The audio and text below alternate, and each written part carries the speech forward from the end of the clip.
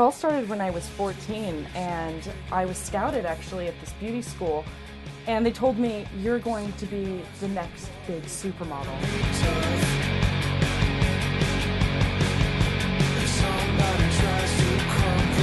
So what I basically did was I immediately put myself on a diet, and from there, I have to say my life changed quite drastically.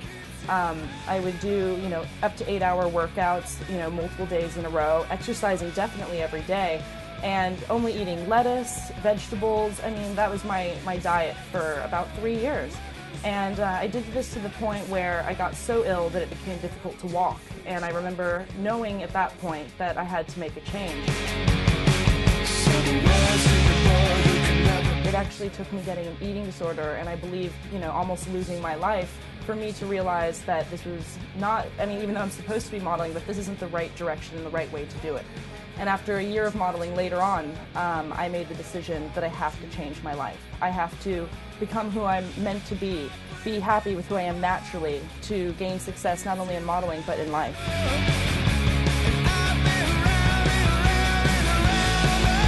I remember going and getting a salad and having salmon for the first time on my salad, as opposed to just, just plain lettuce and balsamic vinegar. I added oil, I had walnuts, I had, all of these fun new things in my salad that, when I ate them, I remember kind of looking around and thinking, the world didn't blow up. Well, I have to say, when I got the news that I was doing the Jean-Paul Gaultier show, it was one of those moments where you definitely pinch yourself to make sure you're here. But basically, I get there, and I remember this was a moment of my life.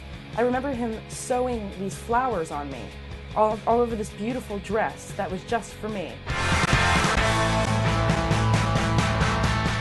The career of a size 12 model is much longer than it is for someone who is a size 0. So that I do have that going for me. I plan to be doing this for quite a long time.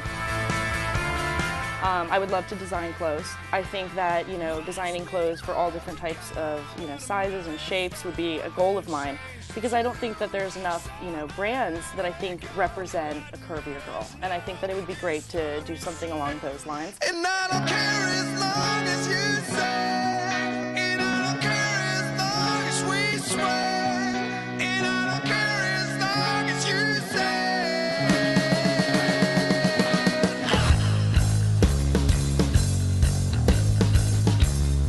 My days change every day. Nothing is ever the same. On a day when I'm not working, I would get up, go get the Times, because it's usually on a Sunday, if ever. But I go get the Times, get a coffee, soy cappuccino, and go to vintage stores. Loved doing that. Practice the piano. My best plate? I'd say I do a really good buffalo meat spaghetti. It definitely, some people do yoga, some people do Pilates to calm down. I find that the piano relaxes me, after a hard day or whatnot. I think that the thing that I'm most proud of would probably be, no, it definitely is. It's definitely, I would say, my book, because it took so much effort to really get the whole thing together and remember and kind of go back into this really intense time of my life. And I have to say, to do that was like a really intense process. But once it was done, I have to say, not only was the intention to help as many people as I could by telling my story, but it also helped me in the process.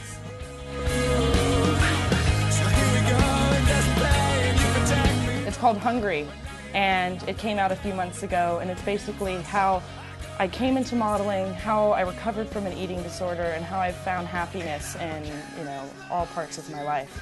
And I have to say, I hope that it touches people, because that was the intention from the beginning.